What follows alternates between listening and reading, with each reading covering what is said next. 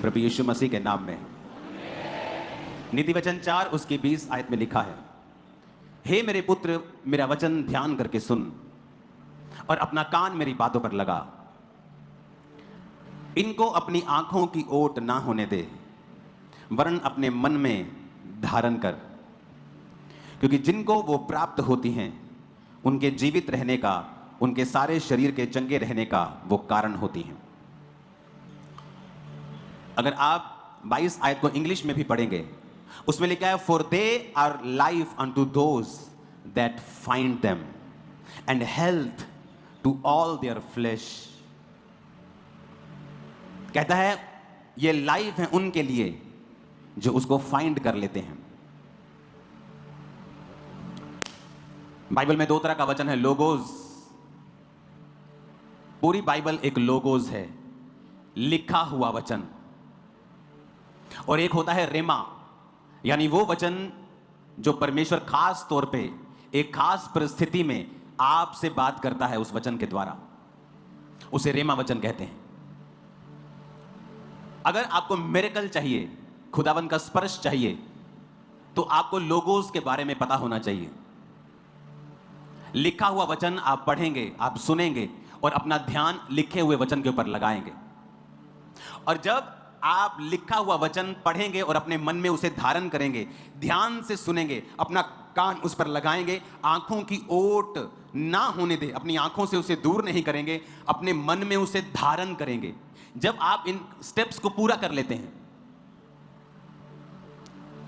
लिखा हुआ वचन, उसे सुनना, उस पर मन लगाना, उसे अपनी आंखों से दूर ना होने देना, अपने मन में उसे धारण करना एक हथियार की तरह।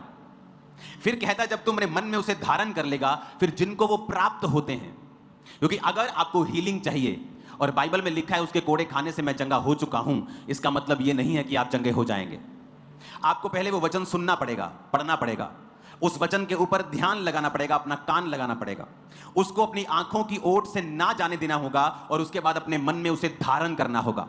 जब आप ये स्टेप्स पूरे कर लेते हैं और उस वचन को बार बार पढ़ते हैं, फिर क्या होता है, एक दिन वो वचन जीवित हो जाता है। जब वो जीवित होता है, फिर इसीलिए लिखा, क्योंकि जिनको वो प्राप्त होते हैं, those who find them, they are life unto those that find them. कहता है जिनको वो प्राप्त हो जाते हैं। सिर्फ वचन सुनने से आपको प्राप्त नहीं होता, आपने सुन लिया, उसके बाद अपने मन में धारण करना, उसे अपनी आंखों की ओट ना होने देना, और उसके बाद उस वचन के ऊपर मनन करना, फिर वो वचन रेमा बन जाता है। और जब वो रेमा बन जाता है, लिखा, फिर वो आपके लिए हेल्थ, आपके लिए सेहत और आपके लिए जीवन को पैदा करता है। आपको उस वचन को पर्सनलाइज करना पड़ेगा, आपको उस वचन को व्यक्तिगत बनाना पड़ेगा। व्यक्तिगत बनाने से पहले आपको लिखा हुआ वचन सुनना पड़ेगा या उसे पढ़ना पड़ेगा, उसके बाद उस पर मनन करना पड़ेगा, अपने मन में धारण करना पड़ेगा। फिर कहता है जिनको वो प्राप्त होते हैं, यानी सिर्फ सुनना प्राप्त करना नहीं है, सुनना, मन में धारण करना, उस पर मनन करना, आंखों की ओट ना होने देना। फिर उसके बाद लिखा, जब वो वचन तुम्हारे मन में धारण हो जाएगा और फिर तुमको एक दिन वो प्राप्त हो जाएगा, दोज हु फाइंड देम, वो उनके लिए लाइफ बन जाएगा और हेल्थ बन जाएगा उन लोगों के लिए जो उसको प्राप्त करते हैं, उनके शरीर के लिए वो चंगे रहने का कारण बन जाएगा। कितने मेरी बातों को समझ रहे हैं?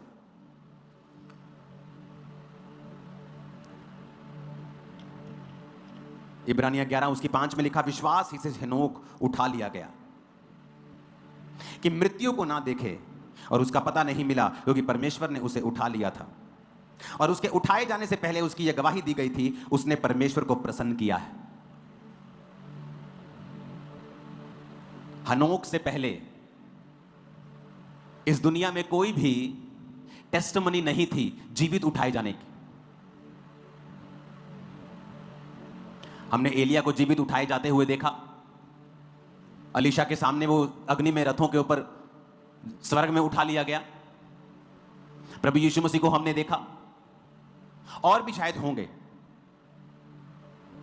लेकिन हनोक के बारे में यह पहली गवाही थी कि वो जीवित परमेश्वर ने स्वर्ग में उसे उठा लिया।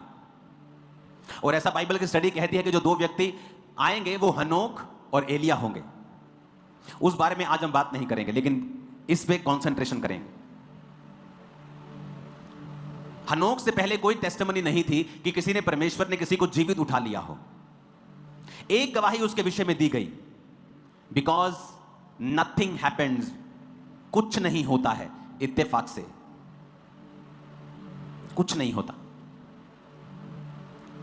उसकी गवाही क्या दी गई कि उसने परमेश्वर को प्रसन्न किया है।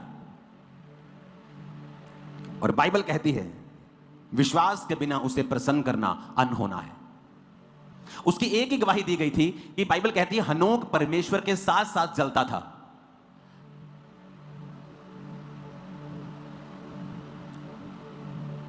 और उसने परमेश्वर को प्रसन्न किया और समथिंग हैपेंड, कुछ ऐसा हुआ जो पहले बाइबल के इतिहास में कभी नहीं हुआ था। अगर आप रियली खुदाबंद के बिलीवर हैं और उसे प्रसन्न करने में लगे हैं, कुछ ऐसा होगा आपके द्वारा जो क्रिश्चियनिटी के इतिहास में पहले कभी नहीं हुआ था। क्योंकि मेरा परमेश्वर बदला नहीं है।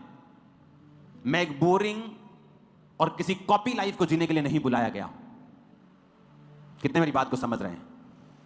मैंने अपने स्पिरिचुअल फादर को फॉलो किया है, मैंने बाइबल को फॉलो किया है। जब आप परमेश्वर को प्रसन्न करते हैं, उसके लिए आपको वचन अपने मन में धारण करना जरूरी है।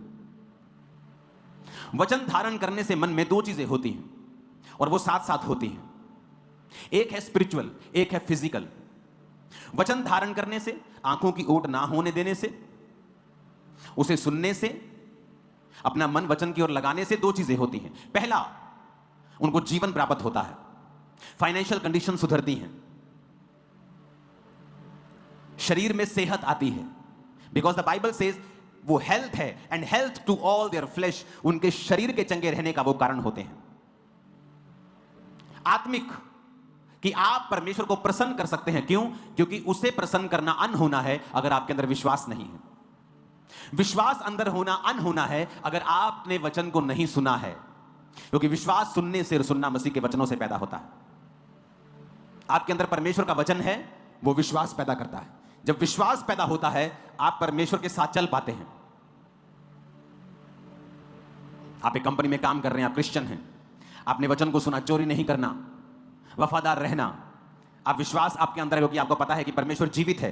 आपने अपनी चर्च में मिरेकल्स देखे हैं, आप अपनी लाइफ में परमेश्वर का हाथ देखा है। आप वचन को जानते हैं, आप जीवित परमेश्वर को जानते हैं, आप जीवित चर्च के मेंबर हैं, आप परमेश्वर के साथ चल रहे हैं। और आप एक कंपनी में जॉब करते हैं, आपको वचन की नॉलेज है, आप परमेश्वर के साथ चल रहे हैं। लेकिन जिस दिन आप चोरी करेंगे, प्रभु आपसे हट जाएगा, फिर आप अकेले चल रहे हैं। आप उसी चर्च के मेंबर हैं, आप क्रिश्चियन भी हैं, आपका नाम नहीं बदला, लेकिन अब आप विश्वास में नहीं हैं क्योंकि आपने वचन को अपनी आंखों से ओट कर दिया है, अलग कर दिया है। आपने जो वचन मन में अपने धारण किया था, आपने उस पर नहीं चले, आप परमेश्वर के संग संग नहीं चले, आपने प्रभु को अलग कर दिया। इसका मतलब आप विश्वास में नहीं हैं। परमेश्वर के संग संग चलने का मतलब क्या है? वचन के संग संग चलना। तू व्यभिचार ना कर, तू चोरी ना कर, तू हत्या ना कर, माता पिता की आज्ञा को मान, प्रार्थना कर, टाइथ, हर एक वचन जो प्रभु ने बाइबल में लिखा है, जब आप पूरा करने लगते हैं तो ऑटोमेटिकली आप प्रभु के संग संग चलने लगते हैं। जब आप प्रभु के संग संग चलने लगते हैं, आप सुरक्षित रहते हैं, आप हील रहते हैं, आप डिलीवर रहते हैं। आपके जीवन में परीक्षाएं आ सकती हैं, लेकिन वो परीक्षाएं बनी नहीं रहेंगी, वो टूट जाएंगी in the name of Jesus. आमीन। कितने मेरी बात को समझ रहे हैं? इंपॉर्टेंट है वचन को सुनना। 20, 21, 22 आयत ध्यान करके सुनना। 21, 20 आयत कान लगाना, आंखों से ओट ना होने देना और मन में धारण करना। मन में धारण करने का मतलब है जो आपने सुन लिया, अब आप यहां से चले जाएंगे, चर्च से तो चले जाएंगे, लेकिन प्रभु तो आपके संग है और वो तो आपके साथ चल रहा है। लेकिन जब आप कुछ ऐसा करते हैं जो बिब्लिकल नहीं है, तो वचन कहता है क्या दो जन एक संग चलेंगे अगर आपस में वो सहमत ना हो? नहीं चलेंगे। तो जब आप वचन के साथ सहमत नहीं हैं, तो परमेश्वर आपके साथ चलना बंद कर देते हैं। आज बहुत से क्रिश्चियंस अबव 90% एक ऑर्डिनरी जीवन जी रहे हैं, एक आम और सामान्य जीवन जी रहे हैं, जबकि उनको वचन की नॉलेज नहीं है। आप जब प्रभु के संग चलते हैं तो लोगों को लगता है it's kind of boring life, ये बड़ी बड़ी अजीब लाइफ है, बोरिंग लाइफ है। लेकिन वो कुछ समय तक आपको बोरिंग लगती है, जब किसी को एथलीट बनना होता है, जब किसी को बॉडी बिल्डर बनना होता है, तो उसकी डाइट उसे कुछ दिनों तक बोरिंग लग सकती है। बिना नमक के चिकन खाना, बिना नमक के ये खाना है, बॉइल्ड, उसको कुछ दिनों के लिए लगता है कि बोरिंग लाइफ है। लेकिन धीरे धीरे जब वो उस लाइफ को अडेप्ट कर लेता है, रिजल्ट्स आने शुरू होते हैं। और आप तो स्पिरिचुअल लाइफ में हैं, आपको कितना ज्यादा डिसिप्लिन में रहने की जरूरत है अगर आप स्पिरिचुअल लाइफ से रिजल्ट लेना चाहते हैं। तो एक्चुअल में जो आपकी रियल कॉलिंग है वो ये है कि परमेश्वर कुछ ऐसा आपकी लाइफ में करना चाहता है जो क्रिश्चियनिटी के इतिहास में कभी नहीं हुआ। आप हनोक देख लो, आप पौलुस देख लो, पतरस की छाया से लोग चंगे हुए, कभी नहीं हुआ। रुमाल अगोछे पौलुस की देह से छुआकर बीमारों पर लगाते थे, वो चंगे होते थे, कभी पहले ऐसा नहीं हुआ। मूसा से पहले समुद्र दो भाग कभी नहीं हुआ था। यहोशू से पहले सूर्य और चंद्रमा को रोक दिया गया था, ऐसा पहले कभी नहीं हुआ था। पढ़ के देख लो बाइबल। जो प्रभु के संग चले हैं उनकी लाइफ में कुछ ऐसा हुआ है जो पहले कभी नहीं हुआ था। समथिंग वेरी बिग, बहुत बड़ा, यूनिक, अलग, जो पहले कभी नहीं हुआ था।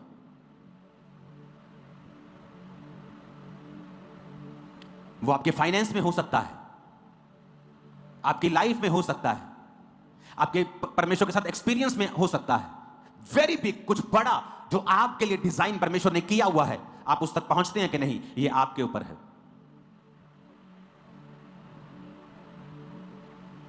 कितने मेरी बातों को समझ रहे हैं? कुछ ऐसा जो परमेश्वर आपके परिवार में करना चाहता है जो पहले कभी नहीं हुआ। कुछ ऐसी बरकत जो पहले आपके पूरे खानदान में कभी नहीं थी, जो आपकी लाइफ में प्रभु देना चाहता है, जो आपने पहले कभी नहीं देखी।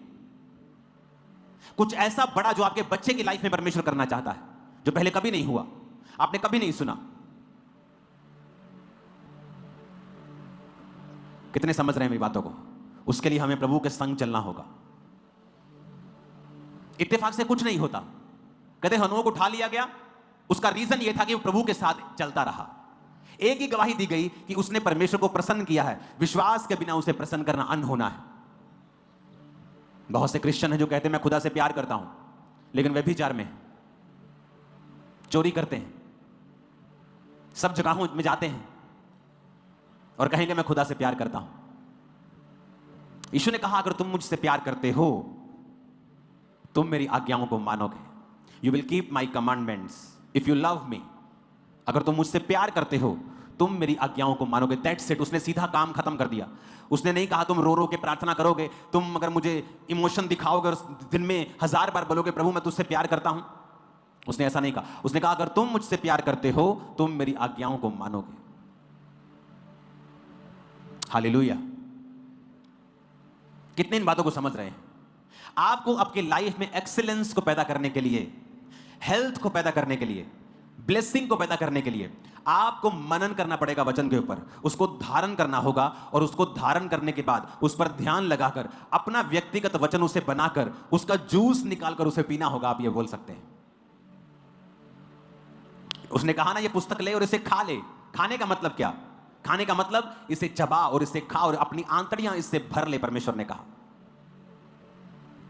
अगर आप उसे निचोड़ेंगे नहीं, अगर आप उसे अच्छी तरह से, वो गाय जुगाली करती है ना, अगर आप उस वचन को पहले खाएंगे उसके बाद जुगाली करेंगे। गाय करती है ना, पहले खा लेती है पट्टे, फिर निकाल निकाल के मुंह चारती रहती है वो। परमेश्वर ने ऐसा करने के लिए आपको कहा है कि वचन आपने सुन लिया, धारण कर लिया, अब उस पर मनन करना है। जो वचन मैंने सुना था कि ये चीज सही नहीं है, ये चीज सही है, अब उस पर मनन करके उस पर चलना है। जैसे ही मैं चलना शुरू करूंगा मुझे मालूम होगा कि प्रभु मेरे संग संग चलना शुरू हो गए हैं। और जब प्रभु आपके संग संग चलेंगे वो आपको ऐसे मार्ग की ओर लेके जाएंगे जहां एक्सीलेंसी होगी, जहां टॉप प्लेस होगा, यूनिक होंगे आप, अलग होंगे आप, टॉप पे होंगे आप। आमीन खड़े करने वाला चाहिए। आप मेरी बात समझ रहे कि नहीं?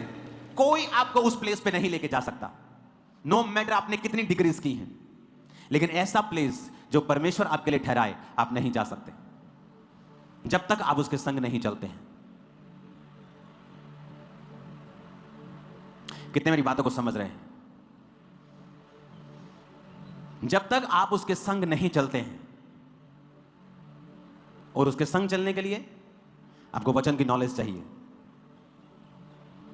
उसको मन में धारण करना है। पहले उसको सुनना है, 20 आयत को ध्यान करके सुनना है, कान लगाना है, फिर आंखों की ओट नहीं होने देना, मन में धारण कर लेना है। क्योंकि जिनको वो प्राप्त होती हैं, for they are life unto those that find them, जिनको वो प्राप्त होती हैं उनके जीवित रहने का और सारे शरीर के चंगे रहने का कारण होती है।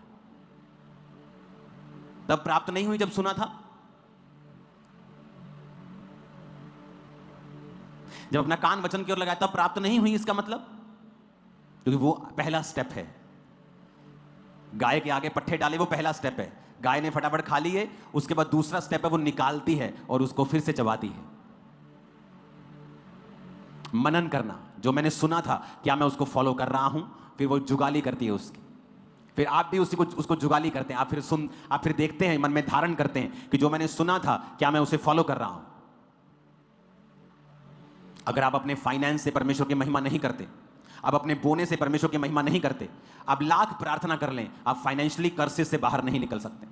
क्योंकि एवरीथिंग इस धरती के ऊपर जो आपको दिया गया है वो गॉड्स ग्लोरी के लिए दिया गया है। और जो जितना ज्यादा आपको दिया गया है, अगर आप उससे खुदा की महिमा नहीं करते, आप उतने ही श्राप उन चीजों के ऊपर देखते हैं, उतनी ही फिजूल खर्ची, उतने ही श्राप और उतने ही शैतान के अटैक आप देखते हैं अपनी लाइफ के ऊपर। क्योंकि बाइबल कहती है जिसको जो ज्यादा दिया गया है उससे ज्यादा का हिसाब लिया जाएगा। एज ए क्रिश्चियन जो कुछ आपके पास है वो खुदा की महिमा के लिए है। अगर मेरे पास वचन सुनाने की ताकत है तो वो खुदा की महिमा के लिए। मेरा दिल नहीं भी करेगा तो भी मैं आऊंगा आपको सुनाने के लिए, क्योंकि जो कुछ मुझे दिया गया है वो मेरी आशीष और आपकी आशीष के लिए। जो कुछ मुझे दिया गया है मैं उसे इस्तेमाल करूंगा। आप क्रिश्चियन हैं, आपकी अच्छी पहुंच है, आप अच्छी पोजीशन के ऊपर हैं, आपकी चर्च को या खुदा की कलीसिया को, खुदा के लोगों को आपसे क्या फायदा हो रहा है? अगर नहीं हो रहा है, आप एक वेरी डेंजरस प्लेस के ऊपर हैं। क्योंकि जो कुछ आपको दिया गया प्रभु के द्वारा, प्रभु चाहता है आप उसे इन्वेस्ट करें परमेश्वर के राज्य में। और अगर आप इन्वेस्ट नहीं कर रहे हैं, आप वो कर्ज अपने ऊपर ले रहे हैं। क्योंकि परमेश्वर ने कहा जितना मैं तुझे दूंगा उसका हिसाब भी लूंगा। तुझे ज्यादा दिया गया, कम दिया गया, जितना भी दिया गया तुझे उसे इस्तेमाल करना है। पुरानी चर्च ब्लेस क्यों थी? रोज संगति करती थी, एक समय इकट्ठा होकर रोज प्रार्थना करते थे। वो ब्लेस क्यों थी? उनका बोना आज की कलीसिया से कहीं अधिक ज्यादा, वो टाइथ नहीं बोते थे, टाइथ से ज्यादा बोते थे। वो तो मिनिमम है। और इसीलिए उनकी लाइफ में जो मिरेकल्स थे, जो हीलिंग्स थी, जो सुसमाचार का प्रचार था, वो नेक्स्ट लेवल पे था। क्योंकि हर एक आदमी विश्वास से भरा हुआ था। क्योंकि जब वो अपने जीवन से, अपने कामों से, अपने पैसों से खुदा की महिमा करता था, परमेश्वर का आत्मा और अधिक उनको देता था, और अधिक उनको ब्लेस करता था, और वो बिल्कुल ओपन थे पवित्र आत्मा के कामों के लिए। हालेलुया। यीशु मसीह के मुंह से निकले वचन, बाइबल आज भी पूरी हो रही है। पीछे साइंस ने एक नई खोज निकाली। उसने कहा, उसने माउंट एवरेस्ट के ऊपर एक साइंटिस्ट की टीम काम कर रही थी। और आपको मैं बता दूं कि साइंटिस्ट जो काम करते हैं वो रिलीजियस बिलीफ्स के ऊपर काम नहीं करते, वो सिर्फ अपना काम करते हैं। तो साइंस ने क्या खोजा कि माउंट एवरेस्ट के ऊपर ऐसे समुद्र के जो जीव के जीवाश्म मिले हैं। इससे यह साबित होता है कि माउंट एवरेस्ट किसी समय समुद्र के नीचे था। पढ़ लो, आपको मिल जाएगा इंटरनेट के ऊपर।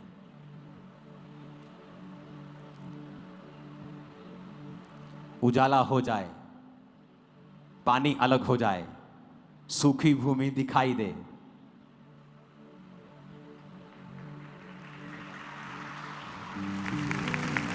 और अब वही साइंटिस्ट बोल रहे हैं कि माउंट एवरेस्ट भी एक दिन समुद्र के नीचे था। आपको पता है अभी भी माउंट एवरेस्ट से ऊंचा पर्वत समुद्र के नीचे है। धरती का सबसे ऊंचा पर्वत समुद्र के नीचे है अभी भी। और अब उनको माउंट एवरेस्ट के ऊपर, जो दुनिया की सबसे बड़ी चोटी है, उसके ऊपर जीवाश्म मिले हैं जो समुद्री जीवों के हैं, जिससे साबित होता है कि एक दिन वो माउंट एवरेस्ट समुद्र के नीचे था। जब प्रभु ने कहा उजाला हो जाए, समुद्र अलग हो जाए, सूखी भूमि दिखाई दे, तो वो सूखी भूमि दिखाई दी, भूमि हो गई, समुद्र नीचे चला गया, भूमि थोड़ी बाहर आ गई। आज वो साबित होता है कि वचन सच्चा है, आज भी सच्चा है, कल भी सच्चा था और सच्चा रहेगा। अब ये मैं आपको कुछ संसाधिक एग्जाम्पल जरूर देता हूं ताकि लोगों को समझ आए कि आज क्या हो रहा है धरती के ऊपर। खोज लो जो मैं कहता हूं, उसे ढूंढो।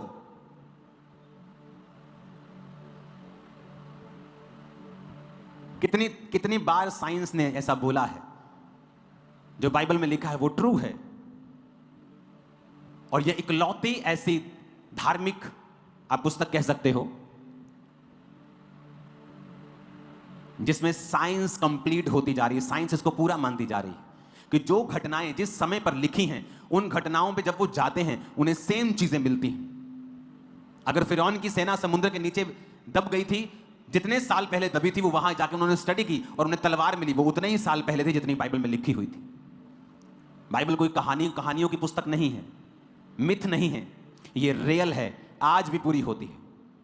हालेलुया। आपको पता है एक बात, यीशु मसीह के मुंह से निकला वचन, अपने पड़ोसी को बोलो कमाल का है। फिर से बोलो अपने पड़ोसी को, बोलो यीशु मसीह के मुंह से निकला वचन कमाल का है। फिर से कहो हालेलुया। आपको पता है प्रभु यीशु मसीह ने बाइबल में 3 फूड की एग्जाम्पल दी हैं। कौन कौन सी 3 एग्जाम्पल परमेश्वर ने दी? जब खाने की बात की है ना परमेश्वर ने, तो 3 एग्जाम्पल्स परमेश्वर ने दी हैं। बताओ कौन कौन सी हैं? मैं आपको कुछ संसारिक चीजें भी समझाता हूं साथ साथ, ताकि आपको मालूम हो कि जो कुछ परमेश्वर ने कहा है वो पुरानी बातें नहीं हैं, आज की जिंदगी में भी वो बातें पूरी हो रही हैं। कौन कौन सी कही हैं बताओ? बोलो, पूछो अपने पड़ोसी से कौन कौन सी बोली है। यीशु मसीह ने खाने के लिए कौन कौन सा बोला है? इसकी स्क्रीन की ब्राइटनेस अगर बढ़ सकती है तो बढ़ा देना। पहला है, उसने कहा अगर तुम्हारा बेटा तुमसे क्या मांगे, क्या मांगे? तुम बाइबल नहीं पढ़ते तुम लोग, क्या मांगे? रोटी मांगे, तो तुम उसको रोटी दोगे? ये बिच्छू सांप ये नहीं दोगे। हाँ, दूसरी क्या एग्जांपल दी उसने? अंडा। और तीसरी क्या दी? मछली। बहुत से आज आपको वीडियोस इंटरनेट पे मिलती हैं कि ये नहीं खाना चाहिए, ये नहीं खाना चाहिए, वो नहीं खाना चाहिए। दुनिया में सबसे लंबा लोग जो जीते हैं आज की बात कर रहा हूं, वो देश आपके सामने है।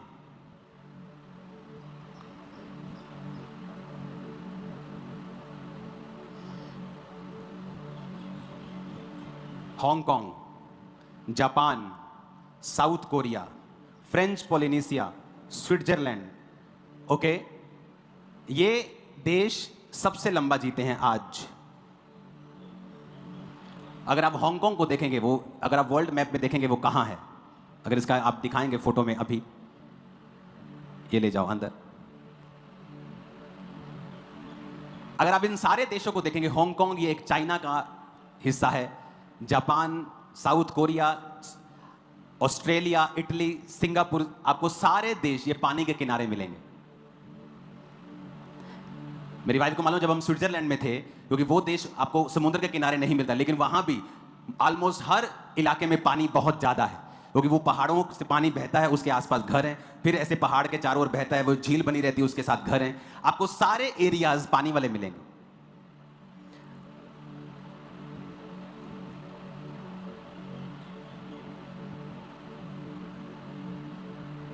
World map. और सभी लोग नॉन वेज खाते हैं। जो दुनिया में सबसे लंबा जीते हैं वो जापान के लोग हैं। हांगकांग, हाँ, जो पहले पिक्चर दिखाई थी यहां पर लेके आओ उसे। इंडिया में जो सबसे ज्यादा जीते हैं लोग वो यहां के हैं। ये केरला साइड जो सबसे लंबा जीते हैं वो ये एरिया है, देखो ये वाला केरला। अगर आप इंडिया का ध्यान देंगे, दूसरे नंबर पे जो सबसे ज्यादा जीते हैं वो यहां है, पौंडीचेरी, समुद्र के पास। केरला के 97% लोग नॉन वेजिटेरियन हैं, 3% लोग हैं जो वेजिटेरियन हैं सिर्फ। सारे 97% लोग केरला के नॉन वेज खाते हैं। पौंडीचेरी समुद्र के पास है।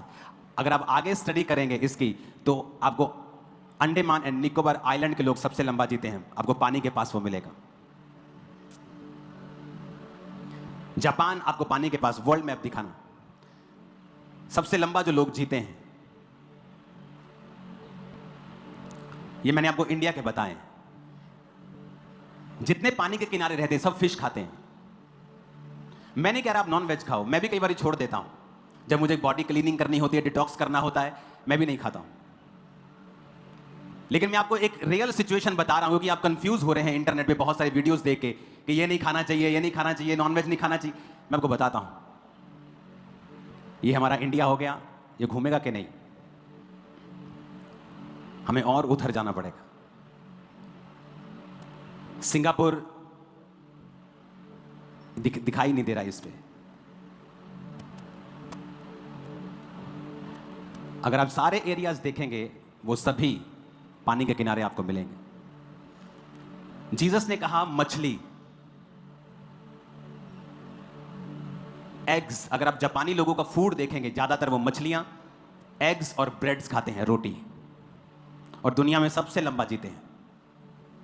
जापान में ऐसे गांव हैं जहां मोस्टली लोग 100 साल के हैं और अभी भी एक्टिव हैं।